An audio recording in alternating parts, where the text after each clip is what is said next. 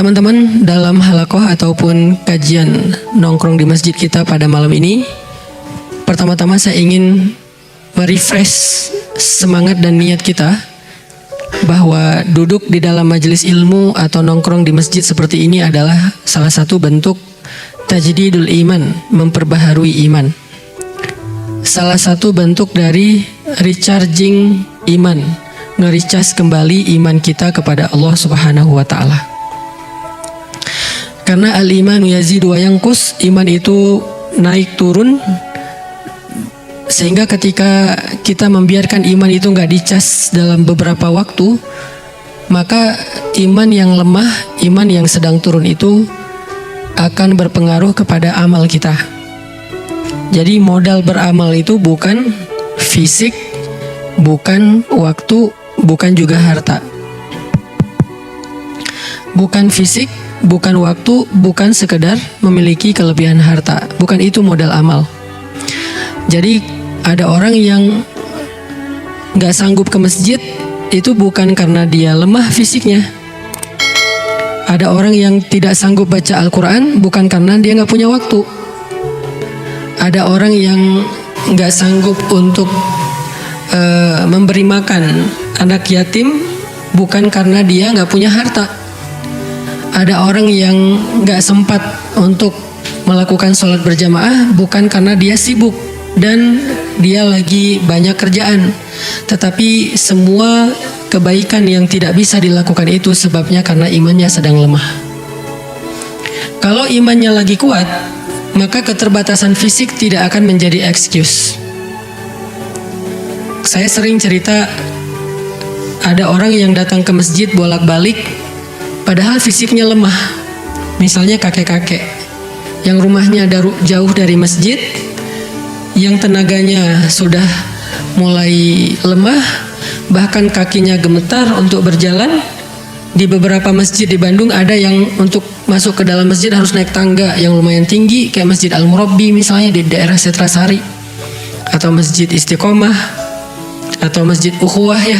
Jadi untuk masuk ke dalam masjid dia harus naik tangga. Tapi kakek ini selalu istiqomah ke masjid walaupun fisiknya lemah. Sedangkan kita anak muda yang fisiknya kuat, yang insya Allah gak akan gemetaran kaki kita kalau naik tangga, ternyata gak sanggup ke masjid seistiqomah kakek ini. Itu menjadi bukti penyebab dari kita tidak beramal bukan soal kuatnya fisik, tapi soal iman. Begitu juga dengan masalah keluangan waktu, masalah kelapangan rezeki, dan lain-lain. Faktor-faktor yang saya sebutkan tadi itu bukan alasan utama seseorang tidak baik dalam beramal. Alasan utama dan yang paling mempengaruhi amal kita itu adalah kondisi iman.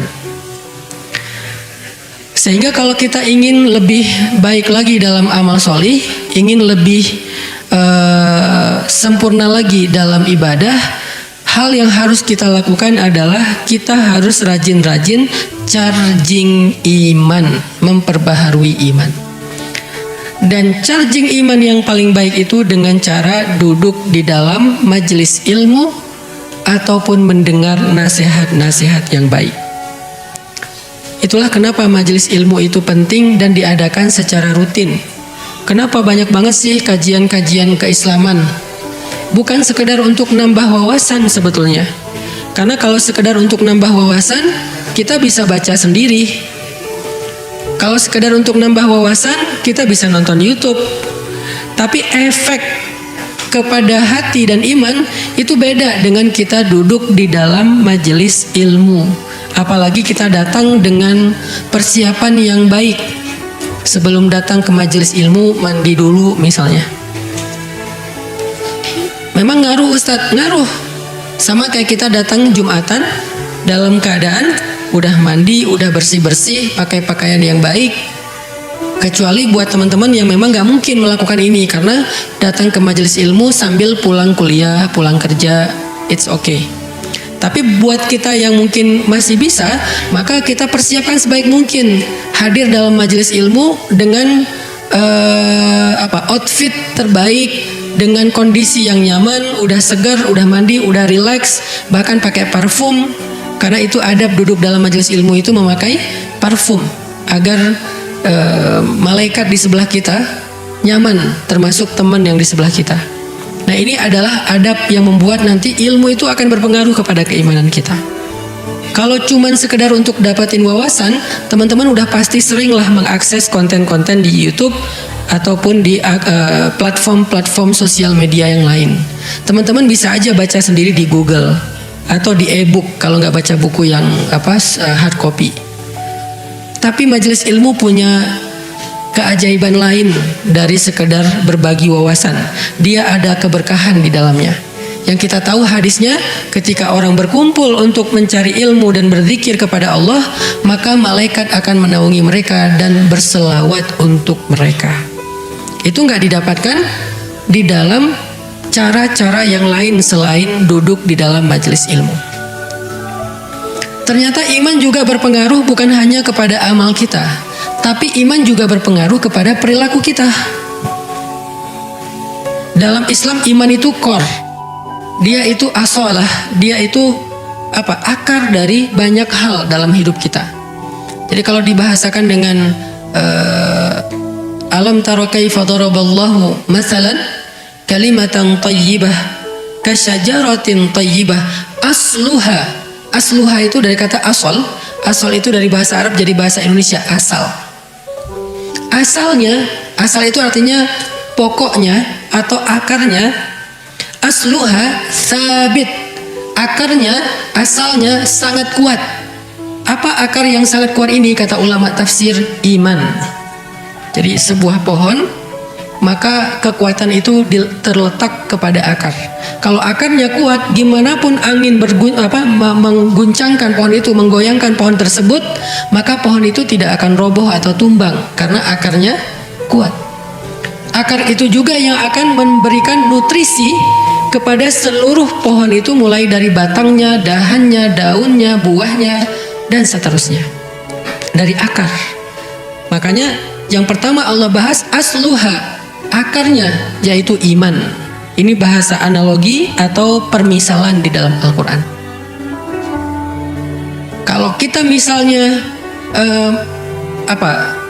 memiliki akar iman yang ditanam di dalam hati itu dengan kondisi yang baik, maka insya Allah akar ini akan menyerap ilmu, akan menyerap zikrullah, akan menyerap energi-energi yang baik, akan menyerap semua nutrisi yang baik, lalu disebarkan ke seluruh diri kita dan kehidupan kita. Saya nggak bilang tubuh kita ya, karena hati yang dimaksud di sini bukan organ.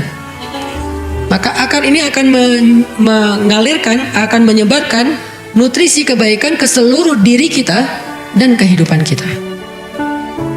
Tapi begitu akar ini keropos, begitu akar ini rusak, begitu akar ini nggak kuat, lemah karena cuma satu akar, maka kondisi diri kita dan kehidupan kita juga akan berpengaruh kepada yang tidak baik.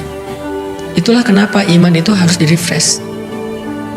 Dia berpengaruh bukan hanya kepada amal solih atau ibadah, dia bahkan berpengaruh kepada perilaku kita. Kayak gimana maksudnya Ustadz? Iman mempengaruhi behavior, perilaku kita, akhlak kita. Nabi SAW bersabda, "Man kana yu'minu billahi wal yaumil akhir falyaqul khairan aw liyasmut."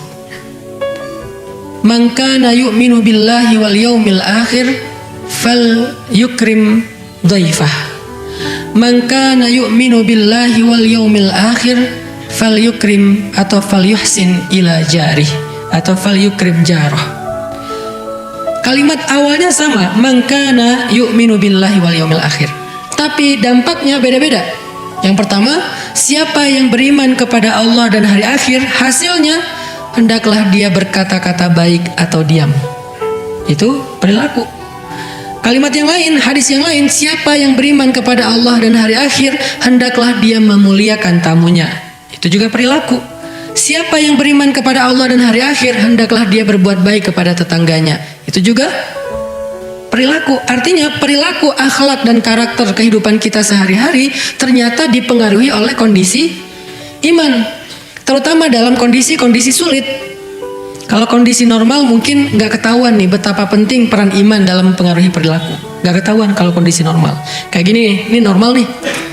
Nggak ketahuan. Ketahuannya pas lagi kondisi sulit atau ada ujian. Dalam kehidupan sehari-hari misalnya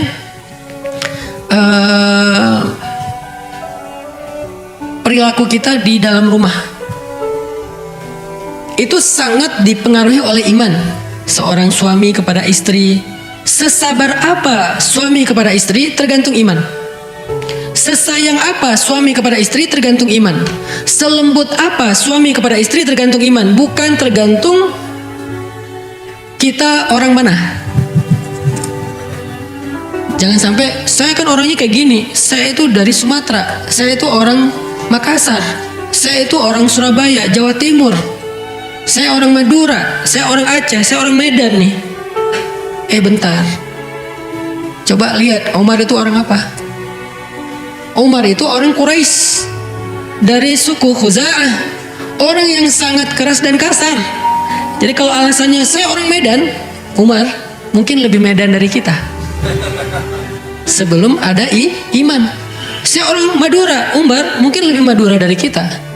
Saya orang Aceh, Umar lebih Aceh dari kita.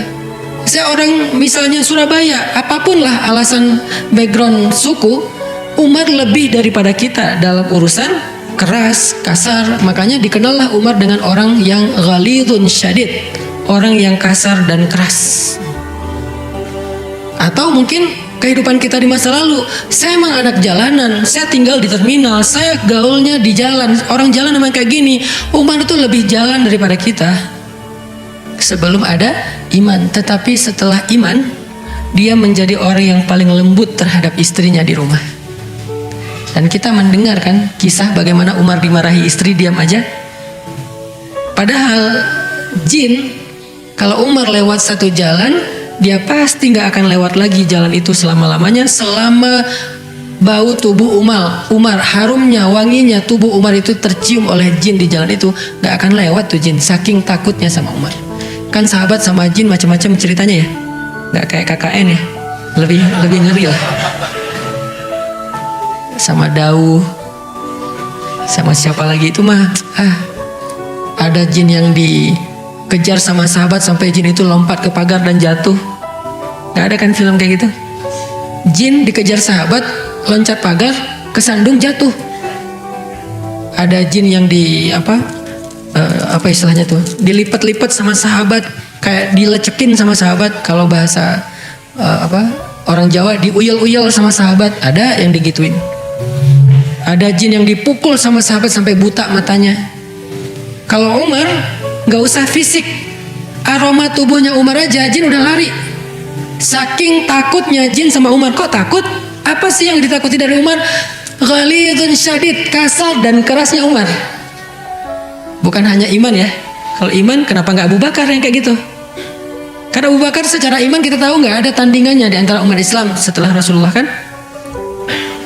Kalau ditimbang kalau ditimbang iman Abu Bakar di satu timbangan, kemudian iman kaum muslimin sepanjang sejarah dari zaman Nabi sampai sekarang di timbangan yang lain, maka iman Abu Bakar itu lebih berat. Jadi pastinya kalau karena alasan kesolehan, Abu Bakar udah lebih soleh daripada Umar pastinya. Walaupun sama-sama soleh. Apa yang ditakuti oleh jin dari Umar yang tidak dialami oleh Abu Bakar, tidak dialami oleh Utsman, tidak dialami oleh sahabat-sahabat yang lain, itu tadi. Bahkan Khalid aja gak ngalamin. Khalid gak gitu sama jin. Jin takut sama Khalid, tapi gak segitunya. Khalid bin Walid. Siapa lagi jagoan-jagoannya Nabi? Sa'ad bin Abi Waqqas. Siapa lagi? Banyaklah keren-kerennya sahabat. Pastinya Ali bin Abi Thalib. Ali sebetulnya juga sangat ditakuti jin.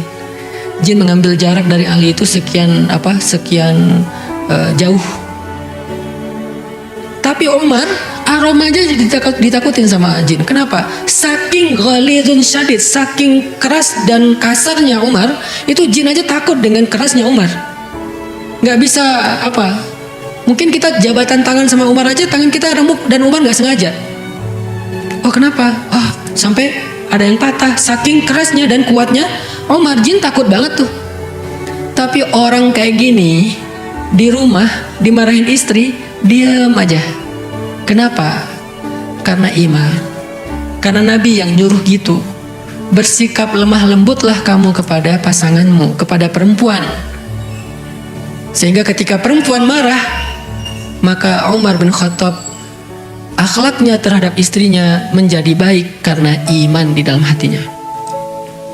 Begitu juga dengan perilaku yang di luar rumah. Mulai dari tetangga, mulai dari tamu, mulai dari dan seterusnya. Seperti yang kita pernah dengar kisah ada sahabat Ansor yang menyambut tamu di rumahnya dengan menghidangkan makanan satu-satunya yang dia punya, yang bahkan dia dari siang belum makan, anak-anaknya belum makan kan. Pas malam tamu itu datang ke rumah mereka, mereka hidangkan makanan yang hanya cukup untuk satu orang dewasa, dihidangkan kepada orang tersebut. Lalu tamu itu merasa nggak enak hati, nih gimana makannya, tuan rumah kok nggak makan, terus ini makanannya cuma sedikit, cukup nggak kalau saya makan, nanti tuan rumah jadi nggak makan misalnya. Akhirnya yang punya rumah memadamkan lampu di rumahnya, lalu menemani tamu ini makan dengan cara kecap-kecap seolah-olah ikut makan sampai tamu ini kenyang. Kok bisa ada yang berperilaku kayak gitu kepada tamu yang bahkan nggak dia kenal? Kalau tamu itu teman lama mungkin beda cerita. Kalau tamu itu adalah misalnya saudara atau keluarga dekat, beda cerita. Ini tamu nggak dikenal, sesama mukmin doang nih modalnya, sesama orang yang beriman. Kok bisa kayak gitu? Karena mukmin itu diantara mereka adalah ikhwah. Innamal mu'minuna, sesungguhnya orang yang beriman itu bersaudara. Jadi dia perlakukan lebih daripada saudara biologisnya, sehingga dia bisa berperilaku seperti itu kepada tamu. Apa dasarnya? Iman. Asluha sabit. Iman itu mempengaruhi perilaku banget. Iman itu mempengaruhi mental. Kalau yang pertama tadi iman mempengaruhi amal solih. Yang kedua iman itu mempengaruhi perilaku. Yang ketiga iman itu mempengaruhi mental. Arti mental, kuat nggak kuatnya kita dalam menghadapi masalah itu tergantung iman. Ada orang yang masalahnya kecil tapi dia bilang, kenapa cuman saya yang diginiin Allah? Allah nggak adil. Saya udah nggak kuat lagi. Saya pengen mati aja. Dan seterusnya keluh kesah yang seolah-olah dia merasa dialah orang yang paling susah di muka bumi. Sebetulnya dia bukan orang paling susah di muka bumi. Dia lagi lemah iman. Karena kalau dia mau fair, dia mau objektif, pasti dia akan menemukan banyak orang di luar sana yang lebih susah daripada hidupnya.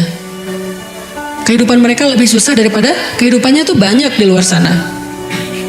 Kalau kita mulai sedikit melihat keadaan orang yang di bawah kita, itu nggak perlu susah payah kita untuk menemukan mereka. Ada di mana-mana dan mereka lebih susah daripada kita dalam urusan kehidupan.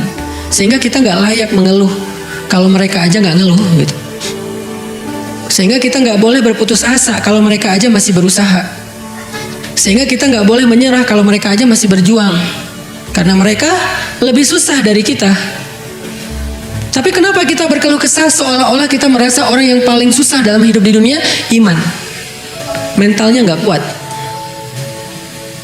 Hanya masalah perasaan, nggak jadi nikah, diputusin, ditolak lamaran, dan seterusnya. Dicuekin, nggak diberikan harapan, atau malah ditikung temen dalam urusan perasaan nih. Apa yang menjadikan seseorang bertahan, survive, bahkan kemudian sukses, sementara yang lain hampir bunuh diri, ada yang bahkan bunuh diri terus nggak berhasil? Apa yang membedakan mereka? Apakah masalahnya? Enggak. Masalahnya hampir sama di antara mereka. Yang membedakan mereka kekuatan iman yang mempengaruhi mental mereka.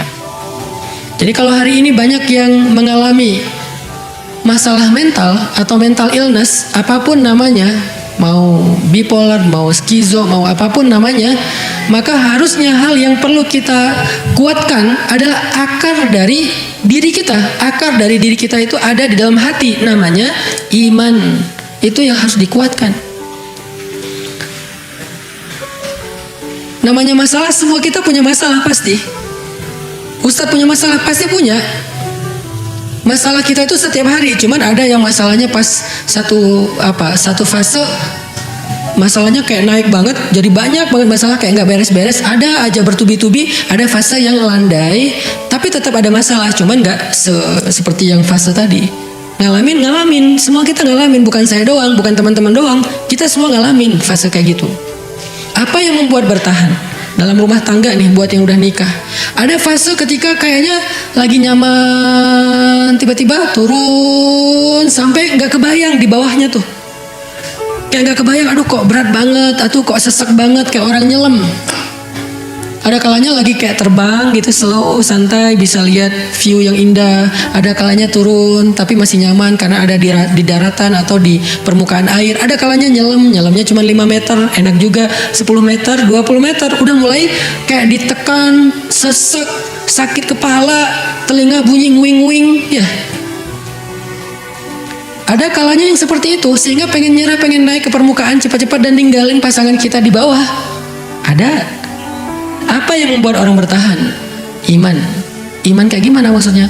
Iman yang mengajarkan dia bertahan, karena iman akan mengatakan la tayasu min rahmatillah.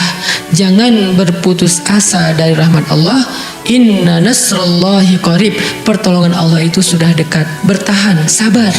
Pertolongan Allah itu sudah dekat. Allah itu pasti nolong hambanya yang sabar. Gak mungkin dianggurin, gak mungkin ditinggalin, gak mungkin dicuekin, tuh gak mungkin.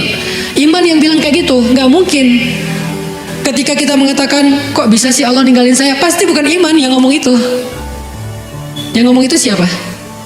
Syak, keraguan. Kan lawannya iman, keraguan kan? Wa minan nasi man yaqulu amanna billahi wa bil yaumil akhir wa ma hum bimu'minin. Ada orang yang mengatakan kami beriman kepada Allah, kami beriman kepada hari akhir, kata Allah, dan mereka bukanlah orang yang beriman. Mereka bilang iman tapi kata Allah enggak. Kenapa? Karena di dalam hati mereka fi qulubihim marad. Marad apa? Penyakit apa yang ada di dalam hati mereka? Raib. Zalikal kitabu la raib. Raib itu bahasa Arab yang jadi bahasa Indonesia. Raib itu hilang. Hilang di sini artinya apa? Diragukan keberadaannya. Berarti raib itu artinya ragu-ragu. Maka lawan dari iman adalah keraguan.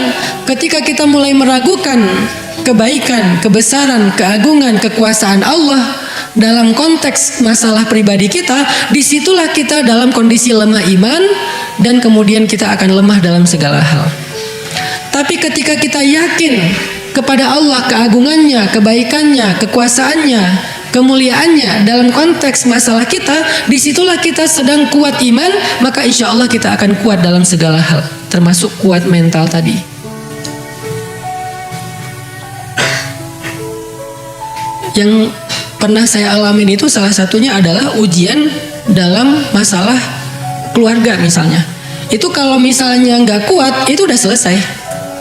Tapi karena kita bertahan, pokoknya saya nggak akan pernah ninggalin pasangan saya, pokoknya saya nggak akan berhenti untuk memberikan nafkah terbaik kepada pasangan saya, gimana pun cara berjuangnya, mau berdarah-darah, mau kayak gimana, terus bertahan. Dan setelah beberapa waktu, Allah yang menentukan waktunya, bukan kita ya. Jangan sampai saya akan bertahan tapi dengan syarat setahun. Setelah setahun berarti ini salah Allah nih, kan saya udah sabar. Bukan kita yang menentukan waktunya. Makanya ketika para sahabat bertanya, mata nasrullah, kapan datangnya pertolongan Allah, Allah tetap gak jawab besok, Allah tetap gak jawab nanti malam, Allah tetap gak jawab besok pagi atau kapan waktu yang spesifik, yang jelas gitu, enggak. Allah bilangnya ala inna nasrullahi qarib, udah dekat. Kenapa bahasanya dekat? Enggak disebutin aja dekat itu berapa lama lagi sih? Sejam? Sehari? Sepekan? Enggak, karena Allah pengen kita belajar yakin sama Allah, bukan bertransaksi sama Allah. Kalau Allah bilang angkanya, kita akan bertransaksi. Oke, ya udah saya sabar ya sehari kan. Tapi karena Allah bilang sebentar lagi, ya udah Allah lebih tahu deh kapan waktunya. Saya ikutin aja flow-nya. Jadi iman yang akan menuntun kita, berbisik kepada kita, memberikan nutrisi dan kekuatan kepada kita dengan kalimat-kalimat iman. Ala inna nasrullahi qarib. La haula wala quwata illa billah. La haula itu bukan kalimat orang yang sedang kaget. La haula wala quwata illa billah. Bukan. La haula kalimat orang yang pasrah. Saya udah gak kuat, saya gak ada daya, tapi saya masih punya Allah yang maha kuat dan maha kuasa. Saya udah gak kuat nih, saya gak ada daya upaya nih. La haula wala quwata. Saya gak punya daya, saya gak punya kekuatan. wala quwata illa, tapi billah, saya masih punya Allah. Itu yang buat kita bertahan. Saya nggak bisa ngeharapin siapa-siapa nih. La ahli wala ashabi wala jari wala nas kullu nas fil ard. Saya nggak bisa berharap ke siapa-siapa, nggak keluarga saya, nggak tetangga saya, nggak sahabat saya. Terus gimana dong kalau saya nggak bisa berharap ke siapapun? Hasbi Allah, bukankah cukup bagi saya Allah? Ini yang dibisikin oleh iman kepada kita, sehingga kita memiliki kekuatan mental dalam menghadapi masalah kita, teman-teman. Insya Allah kita lanjutkan nanti setelah selesai sholat Isya. Barakallahu fikum. Bismillahirrahmanirrahim. Teman-teman yang dirahmati Allah Subhanahu wa taala, kita lanjutkan pembahasan tentang iman. Karena ini adalah pertemuan pertama kita setelah Lebaran, saya berharap prolog ini bisa menjadi penyemangat buat kita untuk selalu hadir dalam kajian-kajian kita ke depannya, bukan hanya di Masjid Nurul Falah, nanti juga kita adakan kalau memang sudah waktunya, sudah siap di pesantren Cilengkrang, kemudian juga di masjid-masjid yang lain. Kita tadi membahas bagaimana iman itu mempengaruhi amal kita, ibadah kita, termasuk kayak orang yang bersedekah. Orang yang bersedekah itu berapa jumlah sedekahnya itu tergantung iman. Kalau dia yakin sama hadis Nabi, iman itu kan artinya yakin dan percaya ya. Kalau dia percaya kata Nabi, demi Allah tidak akan berkurang harta karena sedekah. Semakin dia yakin dengan kalimat itu, ya semakin dia sedekahnya semaksimal yang dia bisa, walaupun tetap ada fikihnya. Jangan sampai kita memberikan sesuatu yang menjadi hak waris kita, menjadi hak keluarga kita, sampai kemudian keluarga kita kelaparan, kecuali dengan seizin mereka, kayak cerita sahabat tadi ya, yang ngasih makan kepada tamu dengan seizin istrinya. Tapi kalau nggak dengan seizin istrinya, dia zalim kepada keluarganya. Yang jadi pelajaran adalah kadang-kadang kita punya kelebihan rezeki pun tapi merasa sayang untuk diberikan. Dan kita merasa kalau udah sedekah itu uang kita berkurang. Kenapa orang merasa kalau sedekah uangnya berkurang? Karena dia ragu akan dikembaliin nggak nih sama Allah. Cuman nggak bisa ngomong. Yang berbicara di situ hatinya. Lisan kita nggak mungkin bilang Allah ngembaliin nggak uang saya, nggak mungkin. Tapi kita kan berkomunikasi dengan Allah lewat hati juga. Kadang-kadang dengan lisan kita berkomunikasi dengan Allah, tetapi hati kita sebaliknya. Innallaha la yanzuru ila aswarikum wala ila a'malikum, walakin yanzuru ila qulubikum. Allah itu berkomunikasi dengan kita bukan dengan fisik dulu, bukan zahir dulu, tapi hati kita. Jadi kalau lisan kita bilang amanna, hati kita bilang ragu, maka Allah bilang wa ma hum bimu'minin. Kenapa kita kayak ragu-ragu mau sedekah? Karena kita pikir ini dibalikin nggak ya? Buktiin deh, buktiin sendiri. Saya nggak akan minta nih pakai apa, sini kasih, saya nggak akan minta gitu. Buktiin sendiri-sendiri aja deh. Karena kita masing-masing punya cara sendiri, buktiin aja sendiri. Gimana kalau kita ngasih, nggak lama, cepet banget. Berapa jumlahnya? Jangan tanya saya, Allah lebih tahu. Saya nggak berani menjanjikan angkanya, karena bisa dikonversi dalam bentuk angka, bisa dikonversi dalam bentuk kehidupan, bahagia, hidayah, bisa juga untuk keluarga, anak kita, dan yang lebih baik lagi dikonversinya di akhirat. Jangan semuanya pengen diambil di dunia, terus akhirat kita sisanya apa? Kan kita nggak hidup sekali doang, teman-teman. Kita hidup tuh 2 kali, mati yang sekali, hidup 2 kali. Dan dalam kehidupan kita di akhirat, kita juga butuh bekal seperti kehidupan di dunia. Tapi karena kehidupan di dunia ini kita nggak lama, bekalnya nggak banyak-banyak amat. Sedangkan kehidupan akhirat lama, susah, udah nggak bisa ikhtiar lagi.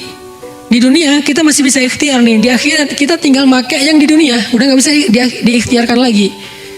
Itulah kenapa butuh bekal akhirat. Jangan semuanya pengen dihabisin di dunia. Kali 700 kali lipat. Kita sedekah 1000, pengen balik 700.000. Kok baliknya cuma 100.000? Kan 600.000-nya di akhirat. Karena kita butuh di akhirat itu lebih banyak daripada butuh di dunia. Kecuali di akhirat ada lapangan pekerjaan. Masih ada proyek-proyekan, masih bisa dagang. Masalahnya di akhirat nggak ada itu, adanya cuma nikmat dan kesusahan. Orang yang nikmat artinya dia mendapatkan rahmat Allah dan Allah merahmati dia karena amal-amal dia. Ini biar lengkap nih kalimatnya. Dia tidak mendapatkan nikmat karena amalnya, tetapi dia mendapatkan nikmat karena rahmat Allah. Masuk surga karena rahmat Allah, tetapi Allah merahmati yang beramal, kan gitu ya. Kita nggak masuk surga karena sholat, kita nggak masuk surga karena sedekah, karena puasa, karena amal soleh. Kita masuk surga karena rahmat Allah. Ya, terus pertanyaannya, siapa yang Allah rahmati? Yang beramal soleh. Gimana Allah merahmati yang berbuat dosa, maksiat dan zalim? Kalau gitu di mana keadilan Allah? Kalau Allah sama-sama merahmati yang zalim sama yang terzalimi. Orang menyakiti kita, kemudian maaf nih bahasa lebih vulgar lagi, seorang koruptor, seorang begal, seorang perampok yang belum bertobat nih ceritanya, mengambil hak orang lain, merampas hak orang lain, menyakiti orang lain, sama masuk surganya dengan korbannya. Terus di mana keadilan Allah? Kecuali dia sudah bertaubat. Artinya kita di akhirat itu udah nggak bisa lagi beramal, nggak bisa lagi berusaha, sehingga orang yang menyesal di akhirat pasti ngomongnya gini, ya Allah kembalikan saya ke dunia, maka saya akan melakukan ibadah, sholat, sedekah dan seterusnya. Pasti minta dibalikin ke dunia. Kenapa? Karena di dunia doang bisa berusaha kayak gitu. Sehingga apa yang kita lakukan di dunia ini kalau nggak Allah balas persis dengan angka-angka dalam persepsi logika kita, yakinlah Allah tetap ngebales kok, cuman dikonversinya di akhirat.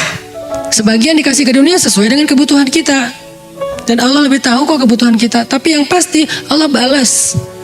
Dan seringnya sih cara Allah berhitung itu lebih baik daripada cara kita. Kita berhitung dikali sekian, Allah mengalinya lebih dari itu dan tidak ada batas. Seringnya kayak gitu sih. Iman yang menyuruh kita melakukan itu, berpengaruh kepada ibadah. Kenapa kita berpuasa? Karena Allah memanggil ya ayyuhalladzina amanu, wahai orang yang beriman. Orang yang beriman yang bisa berpuasa. Kalau nahan lapar dan haus, banyak orang yang bisa. Tapi berpuasa dengan makna yang utuh hanya orang yang beriman. Panjang lagi nanti tuh ceritanya tentang bab itu. Tahun depan deh kita bahas di bulan Ramadan, insya Allah kalau ada umur dan kesempatan. Jadi iman mempengaruhi amal. Kalau kita amalnya lagi lemah, pasti imannya lagi lemah. Coba segera tajdid iman kita, perbaharui iman kita, refresh iman kita. Kalau ibarat akar, siram lagi tuh akar, kasih pupuk. Tapi kadang ada orang yang ketika dia amalnya lagi drop, dia nggak tahu mau ngapain, terus nanya, Ustadz gimana ya biar semangat beribadah? Sederhana jawabannya, tajdid iman kamu, perbaharui iman kamu. Itu berlaku untuk semua kita. Cuman Rasulullah yang imannya stabil. Setelah Rasulullah bahkan sahabat pun imannya naik turun. Cuman naik turunnya sahabat tuh gini, naik turunnya kita gini. Udah naik masih nurun sebetulnya. Orang yang normal naik turunnya gini. Kita naik turunnya gini. Apa naik turun kayak gini tuh? Kalau lagi turun yang wajib aja ditinggalin. Kalau lagi naik cuman yang wajib-wajib aja. Kalau yang normal, kalau lagi naik yang sunnah, kalau lagi turun yang wajib tetap terjaga. Kalau sahabat lagi turun sunnah, kalau lagi naik sunnahnya lebih dari itu. Artinya nggak ada orang yang imannya benar-benar naiknya tuh naik tanpa turun itu kecuali Rasulullah Sallallahu Alaihi Wasallam. Selain itu ya naik turun, cuman model grafiknya unik-unik. Sebaik-baik naik turunnya ya grafiknya para sahabat. Setiap hari imannya naik turun tetapi mengarah ke atas. Kita kalau bisa kayak gini nih, itu udah keren sih. Naik amal soleh yang sunnah-sunnah ditambah. Pas turun yang wajib nggak ditinggalin. Kalau pas turun yang wajib ditinggalin, pas naik yang wajib dikerjain itu juga nggak khusyuk-khusyuk amat, ya udah pasti kayak gini nih, ke arah ke bawah. Lagi naik nih imannya, mulai salat wajib, naik iman salat wajib. Kebayang nggak lagi turun? Karena harusnya turun iman salat wajib, naik iman salat sunnah. Naik iman baca Al-Ikhlas, kebayang gak turunnya? Lagi alhamdulillah lagi semangat nih, qul huwallahu ahad. Naik iman, turunnya baca kitab yang lain kali ya. Nah ini artinya iman mempengaruhi ibadah. Iman mempengaruhi perilaku tadi. Kayak misalnya Abu Bakar pernah marah sama orang. Gara-gara apa marah? Gara-gara ya wajar sih marah. Gara-gara orang itu memfitnah putri kesayangan Abu Bakar dengan fitnah yang keji, yaitu selingkuh atau zina. Lebih parahnya lagi, orang itu ternyata selama ini sering dibantu sama Abu Bakar. Seringnya bukan berarti seminggu sekali, hampir setiap hari dibantu sama Abu Bakar. Dibantu ini, dibantu itu, terus saja. Bahkan bisa dibilang dia udah kayak dinafkahi Abu Bakar tuh. Tega-teganya memfitnah Aisyah. Marah Abu Bakar, sumpah demi Allah saya gak akan bantu dia lagi. Wajar sih kalau kita mungkin lebih dari itu, karena anaknya difitnah. Ternyata turun ayat menegur Abu Bakar. Apakah kamu gak suka jika Allah memaafkan kesalahanmu? Maka maafkanlah. Kalau pengen dimaafin sama Allah. Langsung pas dengar ayat itu, Abu Bakar mengatakan, bala ya Rob, tentu ya Allah, saya suka kalau saya dimaafkan. Kalau dosa saya diampuni, maka saya akan maafkan. Pulang ke rumah, ngambil semua yang baik-baik, gandum terbaik, korma terbaik, apalagi roti terbaik diambil, baju terbaik dibawa ke rumah orang tersebut, dia hadiahkan, dia sedekahkan, dia bilang, kalau kamu butuh apa-apa bilang ke saya, mulai hari ini saya akan memberikan kamu kebaikan 2 kali lipat daripada sebelumnya. Apa yang membuat Abu Bakar mampu memaafkan, bahkan kemudian berbuat baik kepada orang tersebut? Iman. Iman gimana? Iman percaya dengan perintah Allah, dengan seruan Allah di dalam Al-Quran, dan tidak ada di dalamnya kecuali kebaikan. Allah yang nyuruh. Allah yang nyuruh maafin, udah maafin. Kalau Allah bilang jangan maafin, ya nggak maafin. Ini kita kebalik. Yang Allah suruh perangi, yang Allah suruh cegah, yang Allah suruh hindari, malah kita bela. Yang Allah suruh sayangi, malah kita abaikan. Ini kan kebalik. Makanya hidup kita susah, hidup kita banyak keanehan. Sekarang penyakit muncul, macam-macam penyakit, karena kita membiarkan apa yang Allah marah. LGBT, korupsi, kriminal, anak muda di jalan bawa senjata tajam, nebas siapapun yang dia temui menjadi kebanggaan. Parah pokoknya. Sehingga butuh ada dakwah kayak gini, ngajak anak muda balik ke masjid. Sebelum pandemi kan udah mulai agak melandai nih kriminalitasnya, nggak ada begal segala macam kan ya. Tapi gara-gara 2 tahun nggak ada pengajian, nggak ada solusi selain pengajian dan masjid. Peraturan nggak bisa, susah. Makanya selain mengandalkan pemerintah, mengandalkan aturan penegak hukum, salah satu yang perlu sangat diandalkan selain itu juga adalah masjid dan dakwah, pembinaan umat. Tapi kalau pembinaan umat ini malah dicurigai, dihalang-halangi, dibubarkan, nah ini berarti dia nggak ada niat baik untuk Indonesia. Dia membiarkan Indonesia semakin kelam. Butuh tajdid iman, karena perilaku itu tergantung iman. Di jalan, kenapa sekarang banyak adegan orang ribut? Keserempet dikit ribut, motor nabrak mobil lari, kan mobil susah ngejar.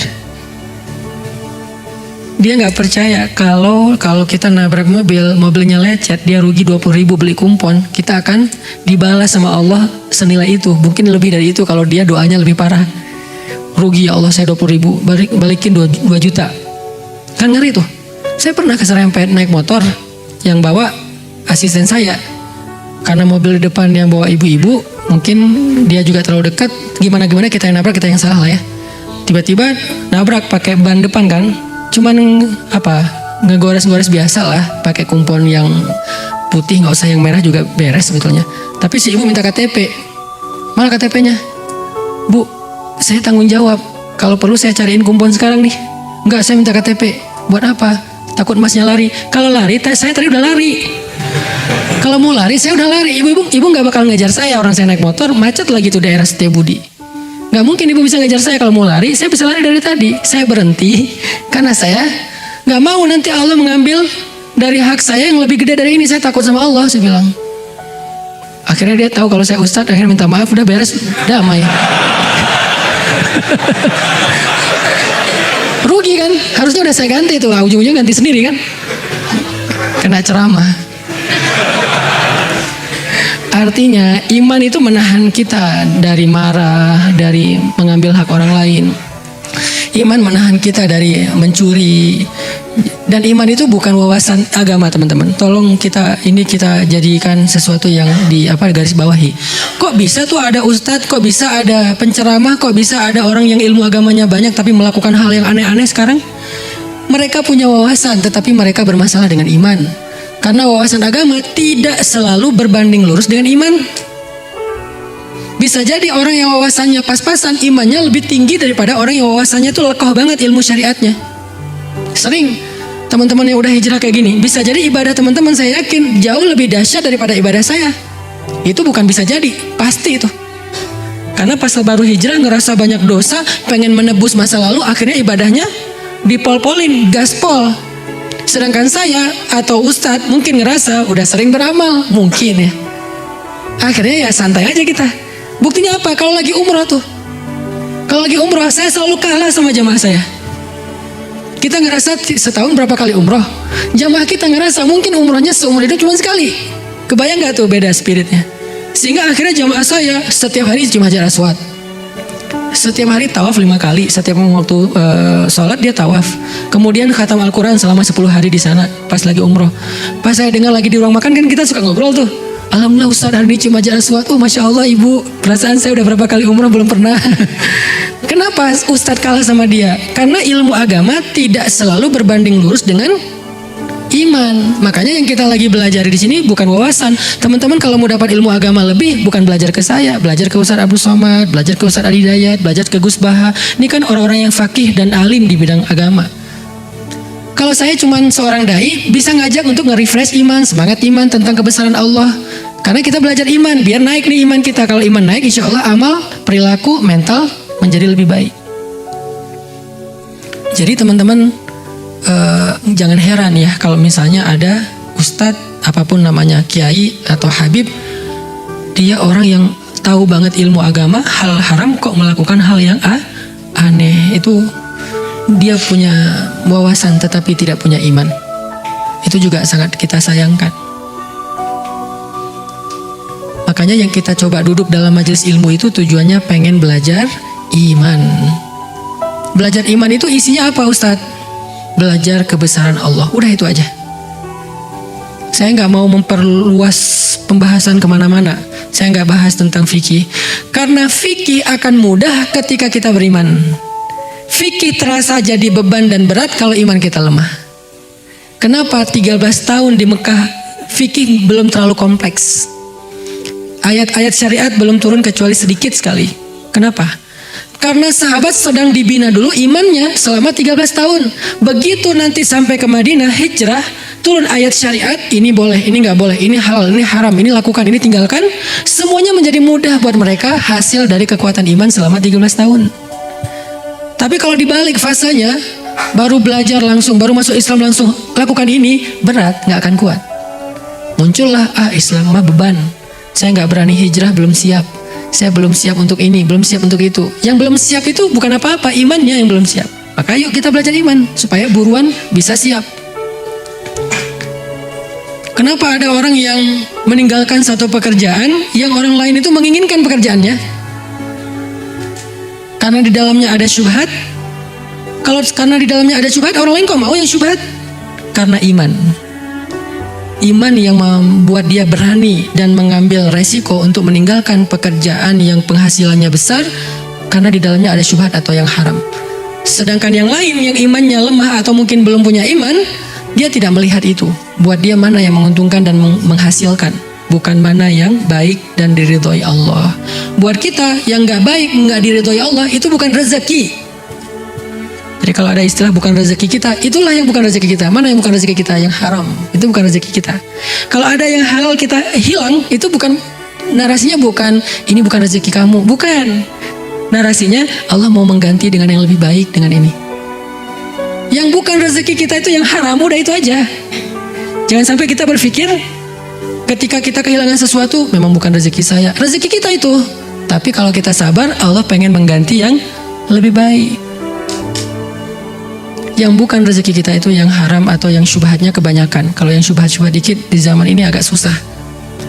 Itu pilihan pribadi. Tetapi kalau pilihan dalam bahasa dakwah, kita nggak boleh terlalu memberatkan seperti itu.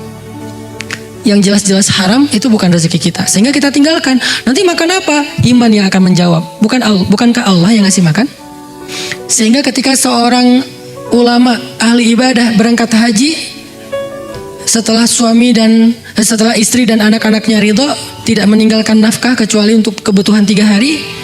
Lalu ketika mereka udah lapar, istrinya ngeluh kepada anak perempuannya, kamu sih yang menyemangati ayah buat haji. Akhirnya sekarang kita gak tahu mau makan apa, gak ada yang menafkahi kita. Anak perempuannya yang soleha nanya kepada ibunya, ya ummah, wah ibu, ayah kita itu Ar-Razzaq atau Akilur Rizki, pemberi rezeki atau pemakan rezeki. Ayah itu pemakan rezeki atau pemberi rezeki? Kata ibunya, ya sama dengan kita, Akilur Rizqo, Akilur Rizki, dia pemakan rezeki, sama dengan kita, bukan Razzaq, bukan pemberi rezeki. Kalau gitu wahai ummah, pemakan rezeki telah pergi, tetapi pemberi rezeki tidak akan pernah meninggalkan kita. Ini kalimat iman yang membuat seseorang kuat. Yang saya sering kali bilang, kenapa Ustaz berangkat ke Mesir padahal nggak punya modal apa-apa, bahkan nggak bawa uang serupiah pun. Iman yang mengatakan ke saya, yang ngasih saya makan di Indonesia dengan yang ngasih saya makan di Mesir, Allahnya sama. Berangkat aja. Tapi setelah ikhtiar maksimal ya, ikhtiar ngumpulin duit, akhirnya ada duit habis buat pakai beli visa dan tiket. Udah nggak ada lagi sisa. Ya udah berangkat karena udah azam, sudah ikhtiarnya maksimal. Fa idza faraghta fansab wa ila rabbika farghab. Iman yang nyuruh kita, teman-teman. Memaafkan, iman yang nyuruh kita. Menyambung silaturahim yang terputus, iman juga yang nyuruh. Kalau pakai hawa nafsu dan ego nih, nggak bakal kita kayak gitu.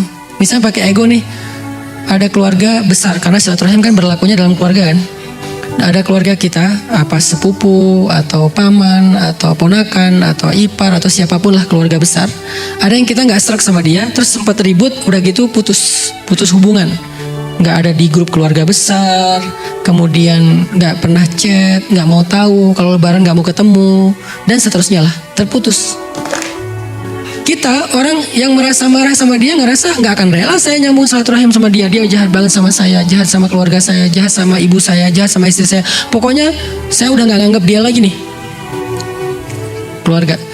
Tapi karena ada hadis qudsi di mana Allah berfirman ketika amal manusia dinaikkan kepada Allah setiap hari Senin dan hari Kamis dan setiap pagi dan petang, maka kemudian Allah berfirman, amhilu hadain hatta yastaliha, anziru hadain hatta yastaliha.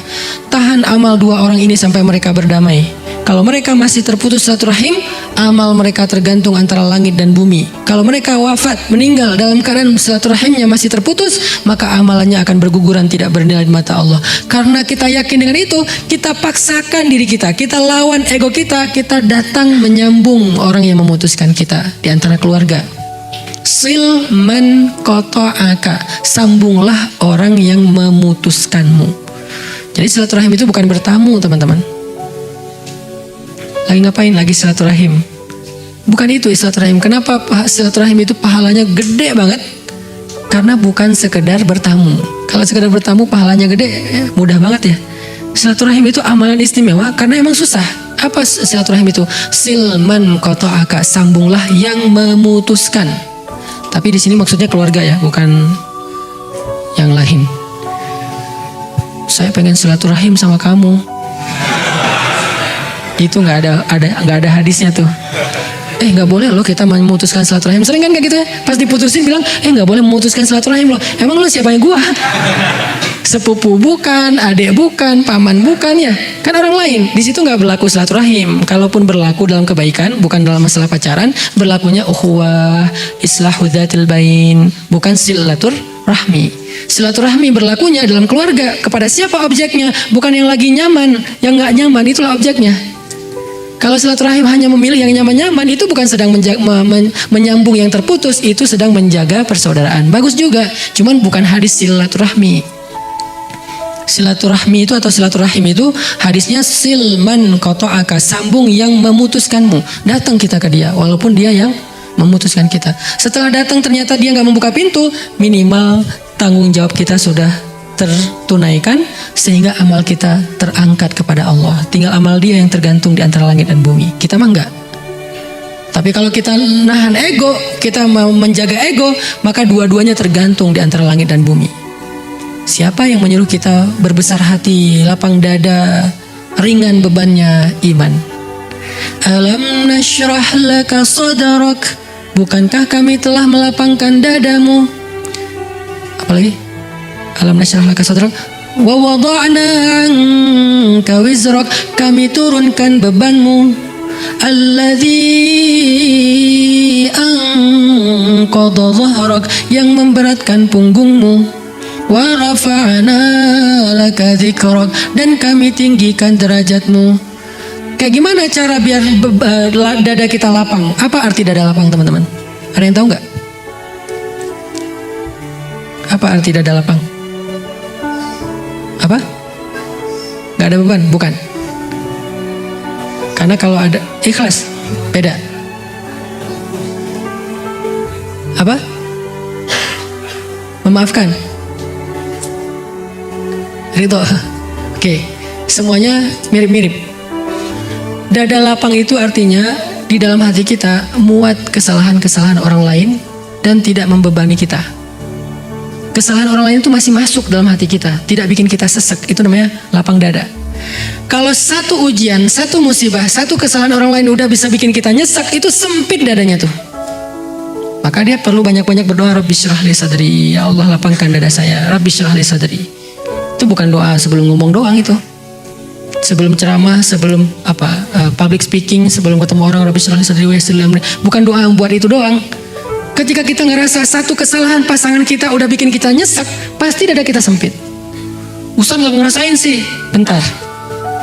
Kadang ada masalah kecil, tapi kita ngerasanya udah besar. Kenapa? Karena tempat di dada kita kecil. Kadang ada masalah besar, tapi rasanya kecil, karena tempat di dalam hati kita itu lapang. Contoh, ruang masjid ini. Ruang masjid ini kalau diisi 1000 orang, kira-kira nggak usah 1000 orang deh. Diisi 100 orang, ruang masjid ini. Diisi 100 orang, kira-kira rasanya gimana? Nyaman atau sempit? Ini kira-kira berapa orang sini? Lebih kan 100? Sempit nggak? Sempit. Kalau sempit tuh duduknya gini. Ini masih bisa duduk lapang, santai. Oke, nggak usah 100 orang. 50 orang, sempit nggak masjid ini? Bisa selonjoran nggak? Kalau 50 orang, bisa tidur? Bisa. Disardenin aja gini, dijajar di soft, bisa. 100 orang aja sebetulnya masih bisa tidur kalau pakai ukuran soft ya. Tapi mungkin agak ngepas. Coba sekarang kita ambil ruangan toilet, diisi 50 orang. Ternyata masalahnya bukan berapa besar dan kecil masalah, tetapi berapa besar ruang di dalam hati kita. Kalau hati kita selapang-lapangan bola, sekian banyak masalah, sekian banyak ujian, sekian banyak kesalahan, masih kerasa lapang, bukan masalah besar. Tapi karena hati kita sempit, sesempit toilet, 2-3 masalah, itu udah sesek tuh. Makanya orang yang alam nasyrah laka sadrak berarti orang yang siap dengan berbagai macam masalah, karena dadanya lapang. Nabi itu syarhus sadar banget, lapang banget dadanya, sehingga beliau gak mudah terganggu dengan omongan orang-orang lain. Yang buat Nabi sedih itu bukan celaan mereka. Nabi gak terpengaruh dengan celaan mereka. Orang Quraisy mencela beliau, menghina beliau, memfitnah beliau, itu gak ngaruh kepada hati beliau. Yang bikin beliau sedih, mereka gak beriman, menolak kebenaran. Itu yang bikin Nabi sedih. Nabi sedih untuk mereka, bukan untuk dirinya. Jadi jangan pernah, Nabi juga kan sedih Ustaz kalau dicela. Enggak. Kata siapa Nabi sedih kalau dicela? Nabi sedih kepada orang yang mencela, bukan karena celaannya. Kalau kita sedih karena celaannya, orang itu celaka, senang kita. Nabi sedih karena tahu orang yang mencela itu akan celaka. Yang dicela itu kekasih Allah. Dan Allah tuh gak ridho banget kekasihnya dicela. Sama kayak kita, kekasih kita dicela, keluarga kita, orang yang kita sayang dicela, kita gak ridho, apalagi Allah. Nabi takut itu sama orang itu. Kasihan dia mencela saya, ntar kalau Allah marah gimana? Kasihan dia menghina saya, ntar kalau Allah murka gimana? Nabi kasihan sama dia, makanya sedih. Bukan karena beliau dicela. Jadi jangan pakai dalil, Nabi juga kan sedih kalau dicela. Nggak sedih Nabi itu kalau dicela. Kok bisa sih Nabi nahan? Kok bisa sih Nabi kuat dengan semua perilaku nggak nyaman di sekitarnya? Karena syarhus sadar, lapang dada Nabi itu. Bagaimana Nabi kok bisa lapang dadanya? Baca satu surat sebelum surat itu, surat Ad-Duha. Ma wadda'aka rabbuka wa ma qala. Allah gak pernah ninggalin kamu. Itu modalnya, ya, yakin, iman. Alam yajidaka yatiman fa'awa wa wajadaka dhallan fahada wa wajadaka ailan fa'aghna. Itu iman. Jadi surat Ad-Duha, Allah lagi ngajarin Nabi tentang iman, percaya, berserah sama Allah. Hasilnya surat Al-Insyirah atau Asyarah, lapang dada, menjadi ringan beban di punggungnya. Kita belum apa-apa udah kebeban. Beban itu artinya tanggung jawab. Baru dikasih tanggung jawab sedikit udah merasa, aduh saya nggak sanggup. Baru dikasih amanah dakwah sedikit, aduh saya nggak mampu. Kenapa kita ngerasa lemah dan tidak sanggup mengambil beban? Karena kita tidak percaya Allah. Kalau kita percaya Allah, kita ambil tuh beban. Di dalam dakwah pemuda hijrah saya udah sering mentarbiyah para santri-santri tarbiyah. Kalau Allah kasih kita beban, ambil aja. Nanti Allah mampukan. Kayak sekarang sekolah rimba gratis. Orang heran, sekolah gratis Ustaz, gratis, benar-benar gratis, benar-benar gratis. Pendaftarannya aja nggak ada biaya, apalagi pembangunan, SPP nggak ada itu. Sekarang udah masuk angkatan kedua. Beban nggak? Beban lah. Terus beban itu saya timpakan ke guru? Enggak juga lah, guru mah tetap profesional di atas UMR. Gak boleh gurunya mentang-mentang yayasan dapat beban sekolah gratis, ya guru ikhlas aja ya. Kan kita sekolah gratis. Saya nggak mau gitu. Terus siapa yang mau beban? Saya bersama tim saya di yayasan, kita harus ambil beban ini. Biar saya yang cari nafkahnya. Mereka biar fokus mengajar. Anak-anak biar fokus belajar. Saya cari nafkah sebagai ayah misalnya. Anak saya belajar, istri saya yang penting ngurus rumah, ayahnya cari nafkah. Kan kita sebagai laki-laki kan gitu kan, rijal. Salah satu di antara karakteristik rijal, cowok, kesatria, kuwatut tahammul, kuat mengangkat beban. Makin besar beban yang dia angkat, berarti dia kesatria sejati. Kalau kita bilang kita kesatria tapi nggak ada beban dalam hidup yang kita angkat, kita bukan kesatria, kita manusia biasa. Sampai kapan Ustadz? Ada yang bilang gini, biasanya sih cuma tahun pertama doang untuk branding, engagement. Nanti tahun kedua mulai bayar, tahun kesekian bayarnya mahal. Sampai saat ini saya masih berpikir, insya Allah selama saya mampu dan saya yakin Allah akan memampukan, itu akan gratis saja sampai kuliah. Saya pengen membuktikan ya, sekolah gratis yang berkualitas itu bisa kita wujudkan kok dengan dakwah. Tapi berkualitas bukan berarti gratis terus cuma pakai garasi orang, nggak ada tuh. Gratis berkualitas, lahannya 9 hektar. Kemudian konsepnya alam, setiap anak dikasih 1 kapling tanah buat mereka farming. Nanti kita sedang cari domba-domba yang bagus buat 1 anak tuh megang 1 domba. Jadi namanya farming dan mengurus ternak itu bukan simulasi pas lagi mau menjelang liburan doang sesekali. Terus masuk dalam foto, ini sekolah kami ada program ini. Enggak, setiap hari ada. Saya bilang kepada kepala sekolah, kalau boleh saya meminta setiap hari ada farming. Setiap hari, karena itulah pendidikan sejatinya, bukan cuma teori. Ini kita lagi nyari vendor yang cocok buat bikin kolam renang. Coba sekolah gratis ada kolam renang, kolam ikan 2. Kemudian ada ternak domba, ada ternak ayam, ada farming, 1 orang 1 kapling.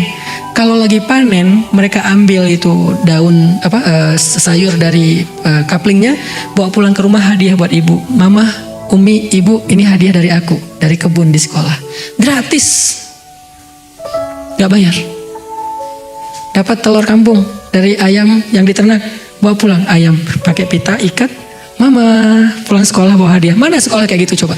Yang bayar sekian puluh juta aja belum tentu bisa kayak gitu kan? Akhirnya karena di sekolah nggak ada program kayak gitu, pergi ke mall, ke PVJ cuma mau ngasih makan kelinci, bayar pula. Udah kita yang ngasih makan bayar. Tapi kan namanya juga objek wisata ya, wajar. Nah, ada berkuda, ada stable.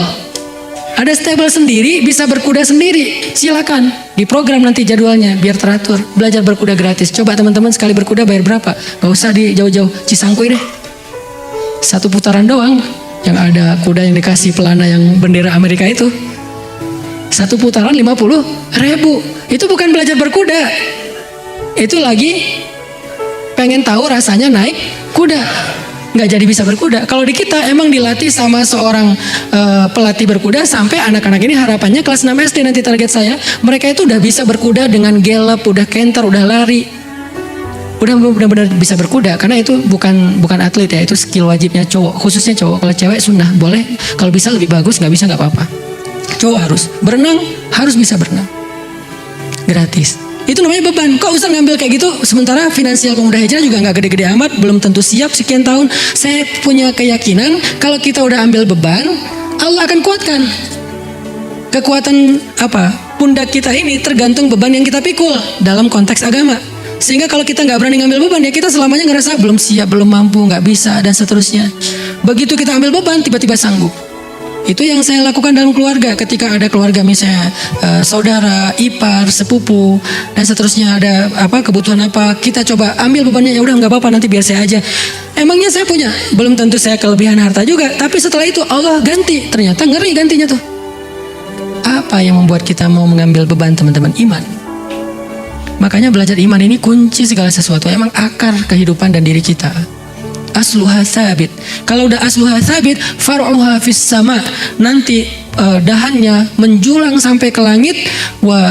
Tu'ti ukulaha kullahinin bi'izni rabbiha. Buah dan daunnya akan lebat sekali dan memberikan hasil setiap waktu dengan izin Allah. Itu efek dari akar iman. Jadi belajar iman itu penting. Gara-gara belajar iman, kita akhirnya jadi berani melakukan hal-hal yang orang lain gak berani. Kita jadi mampu melakukan hal-hal yang orang lain gak mampu. Termasuk tadi masalah mental. Kita bertahan dengan hal yang orang lain gak bertahan. Aku gak habis pikir, kok dia kuat ya, kok dia sabar ya. Iman. Siapa dia? Bilal. Sampai orang-orang Quraisy pun bertanya, aku takut dia akan mati. Ketika lagi nonton live streaming Bilal disiksa, ada viewers yang komen, aku takut dia mati. Terus viewer yang lain nanya, siapa yang kamu maksud? Yang lain yang tadi pertama bilang, aku takut Umayyah yang mati, bukan Bilal. Ternyata yang ditakutkan akan celaka dan mati ketika dalam adegan penyiksaan Bilal bukan Bilal, tapi Umayyahnya. Kok bisa Umayyah yang ditakuti, yang dikhawatirin, yang dikasihani? Karena terlihat Umayyah yang menyiksa Bilal, dia yang tersiksa. Umayyah menyiksa Bilal, tapi yang tersiksa Umayyah sendiri. Capek dia nyiksa Bilal. Bilalnya tidak terlihat kayak keberatan atau merasa terbeban atau apa, walaupun sakit ya, tetapi dia tidak terlihat di matanya, di pandangan matanya bahwa dia itu benar-benar tersiksa, enggak. Tapi dia kuat dan menikmati siksaan itu, walaupun berdarah, sakit, dia berteriak, tapi dia menikmati. Bahkan dia selangkah pun gak mau memberikan kepada Umayyah apa yang Umayyah minta.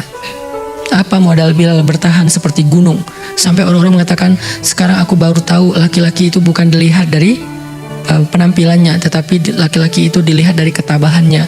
Dan aku baru tahu sekarang Bilal lebih kuat dari semua laki-laki sempurna yang ada di Mekah. Jadi gunung, teguh banget, tabah banget. Apa modalnya? Kita tahu jawabannya. Kalimat ahadun ahad, ahadun ahad. Iman kepada Allah. Itu yang bikin Bilal bertahan. Jadi kalau kita mau ngambil Bilal sebagai model, inspirasi, teladan kita agar kita bertahan, ya berarti kuatin ahadun ahadnya. Iman, belief, percaya, thiqah, berharap sama Allahnya. Itu modal banget loh teman-teman, modal banget. Jadi sebelum kalian belajar sains, belajar ilmu apapun, bahkan ilmu agama dalam bentuk wawasan, belajar ini dulu. Sehingga kalau kalian udah belajar iman, apapun setelahnya akan menjadi kebaikan.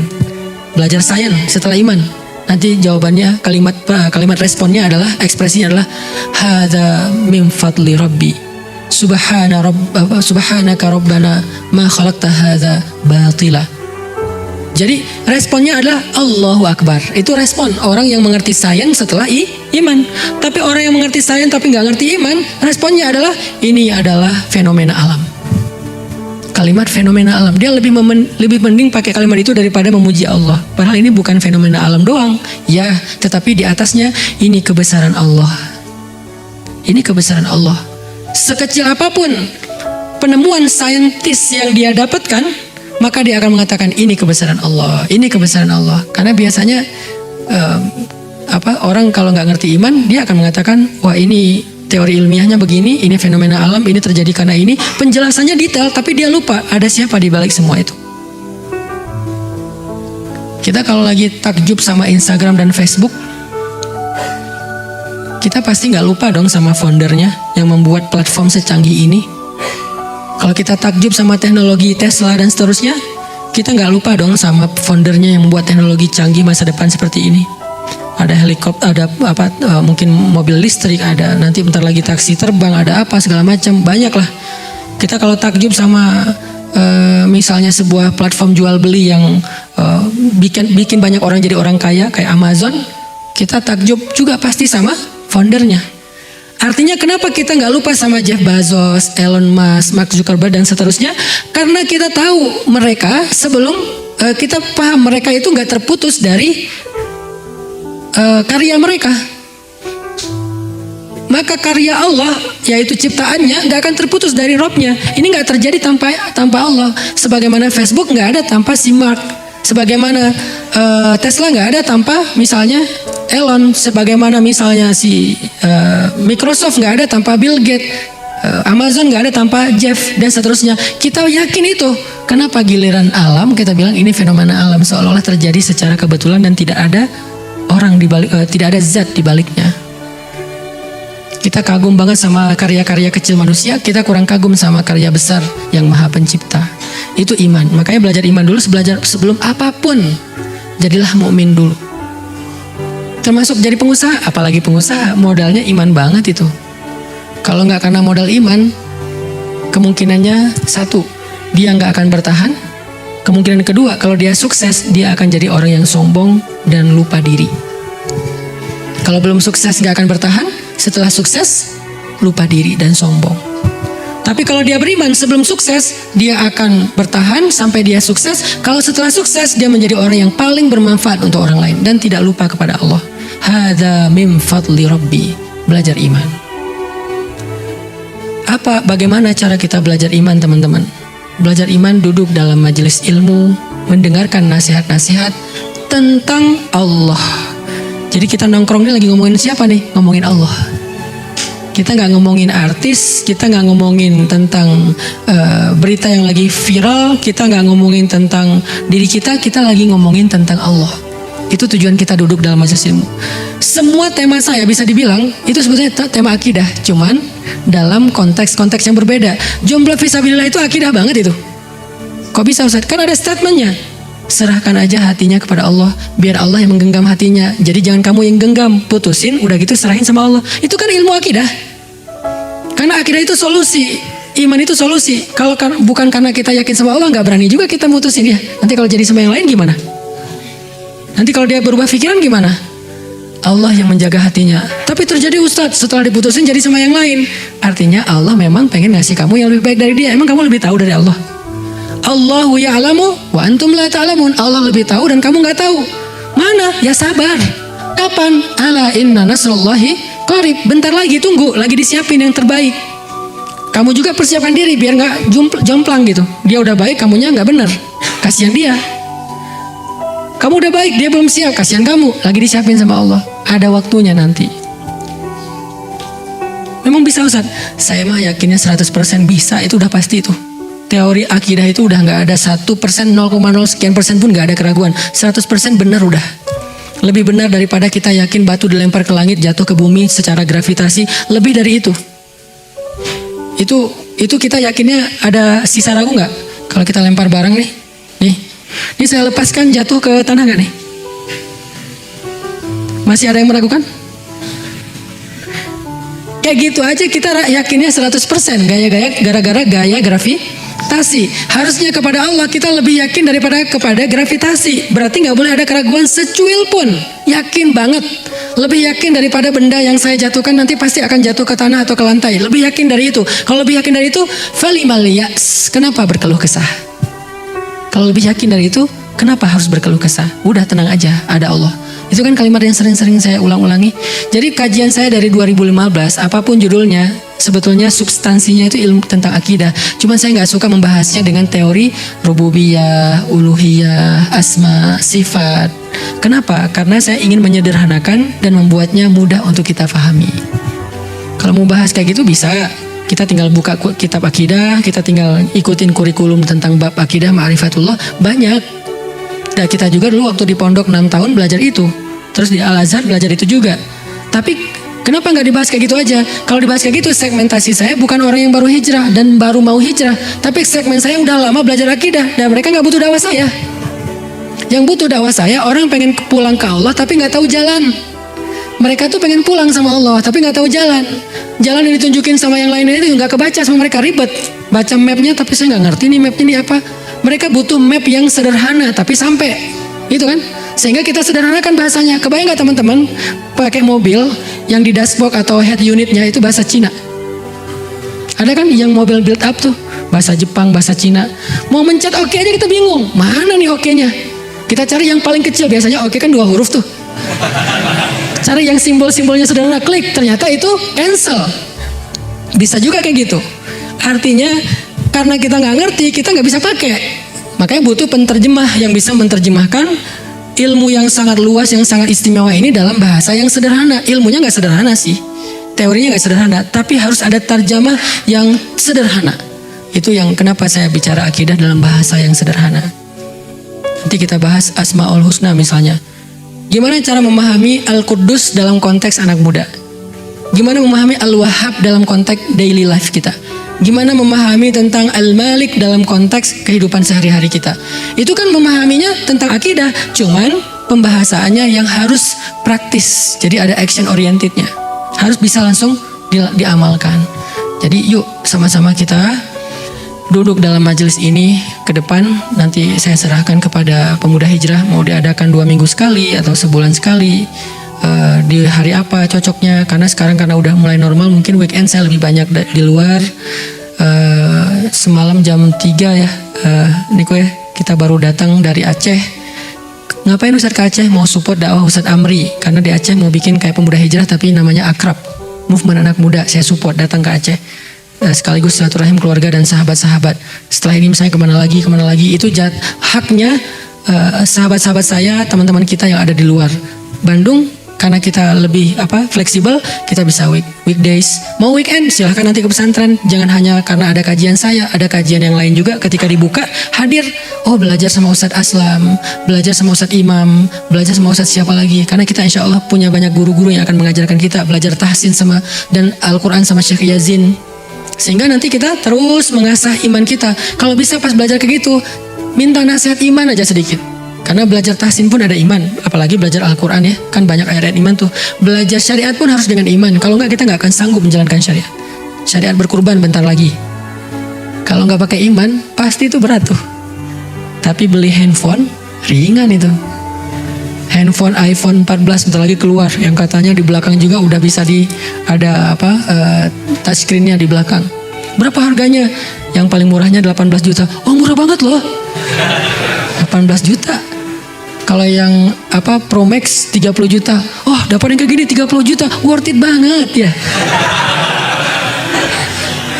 Giliran kambing, domba cuman 4 juta yang ideal. Kita anggap, maaf ya, saya belum sanggup, saya bukan orang yang mampu dan segala macam. Ada aja excuse-nya. Apa masalahnya? Iman, bukan mampu nggak mampu. Tapi kalau kita yakin bahwa domba atau sapi yang kita kurbankan di Idul Adha itu nggak mungkin sia-sia, nggak akan mengurangi harta kita, udah itu mah ringan banget. Justru yang mengurangi harta kita itu membeli urusan dunia, itu kurang harta kita, benar-benar kurang. Apalagi elektronik, saat beli aja udah berkurang. Kendaraan baru beli udah turun, kecuali aset-aset mungkin dia agak stabil atau cenderung naik. Tapi kalau kendaraan elektronik kan baru beli juga udah turun, karena berstatus second kan, baru beli juga, nggak lagi berstatus baru. Sejak dibuka wrappingnya atau kotaknya udah berstatus second dan udah langsung turun harganya, walaupun belum kita install apa-apa. Buka aja nih wrappingnya nih, udah harganya turun 50 ribu, 100 ribu. Baru buka doang wrappingnya, belum saya pegang kok handphonenya, tapi ini udah kebuka nih. Handphone belum dipegang, udah kebuka gini, udah turun. Tapi insya Allah kalau fisabilillah salah satunya berkurban, nggak kayak gitu teorinya. Tapi kok kita nggak yakin sih, kok kita nggak gregetan sih, kok kita nggak semangat sih? Tadi masalah iman sama Allah. Kalau kita udah bukan hanya naiknya itu sejak kita niat udah naik tuh harta kita. Niatnya benar ya. Saya tahun ini pengen domba. Yang udah biasa domba, tahun ini saya pengen sapi. Baru niat nih, udah naik harga, udah naik derajat, udah naik pahala. Jadi pahala niatnya tuh. Udah gitu kita beli, belum disembelih, baru dititipin, udah naik lagi pahalanya. Disembelih sama kita, apalagi kalau kita bisa menyembelih sendiri, lebih keren lagi. Saya sih pengen bikin tren ya tahun ini, bagi yang mau aja, yuk kita belajar menyembelih domba sendiri. Nanti di pesantren, bentar lagi kita akan bikin tarbiyah menyembelih domba. Gak usah sapi dulu deh, domba dulu aja. Buat anak muda yang sudah mau menyembelih domba tahun ini, berkurban domba, tolong usahakan mulai tahun ini kalau bisa nih, bagi yang serius nih, mulai nyembelih sendiri deh biar sempurna ibadahnya. Jangan disembelih orang. Kan biasanya masalah di Idul Adha itu susah nyari jagal ya. Jagal laris manis tuh. Dari pagi nyembelih sampai malam tidur nggak sengaja. Saking laris refleks gitu kan. Wah, kerjaannya siang-siang gila sepanjang. Tuh Ertugrul tuh, anak saya yang paling kecil, gara-gara ngelihat saya nyembelih, sampai hari ini asal digendong, saya gendong dia. Udah gitu salah, takbir dulu, Allahu Akbar. Nggak gini dia. Kalau gini berarti dia salah, karena dia ngelihat kita udah dapat tarbiyah tentang cara menyembelih yang benar. Gini caranya. Mau pakai pedang palsu, mau tangan, saya juga nyesel. Aduh salah nih saya nunjukin ke Ertugrul. Jadi tahun ini dia saya suruh main aja deh, nggak usah lihat lagi saya nyembelih, karena ntar. Artinya mulai tahun ini bisa nggak nih anak muda Bandung duluan nih? Kan biasanya tren dari kita kan, anak muda Bandung, kalian yang udah bisa berkorban satu domba, usahakan nyembelih sendiri. Nanti dari panitia tinggal nyiapin bilah pisaunya aja nih. Datang ke sana, kan biasanya kita nonton domba yang kita punya kan. Nah sekarang jangan cuma nonton, apalagi sampai bilang saya nggak kuat lihat darah. Cewek ngomong gitu oke. Kita ngomong gitu nggak kuat lihat darah. Astagfirullahaladzim. Belajar tahun ini kita kuatkan, karena kalau rame-rame biasanya lebih kuat kan. Kalau sendiri kan nggak tega kan, kita orangnya lembut sih.